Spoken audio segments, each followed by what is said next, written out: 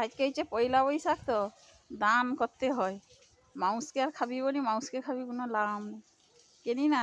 আমি মাউসকে খাবি দেখছি আর দান করেও দেখছি। পিছনের জায়গাটা 10টা কথা ভেবে দূর, কাপড়টা ভালো না, খাওয়াইনি ভালো, তার থেকে আমি আজকে যে তরমুজ লিছি, তরমুজ লিছি, অবলা প্রাণীকে খাবিব, পশু পাখিকে খাবিব লাভ আছে।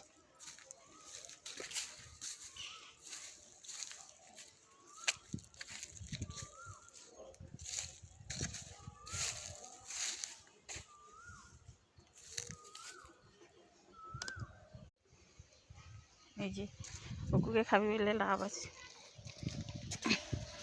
যে খা সন্টা বোনাটা খা।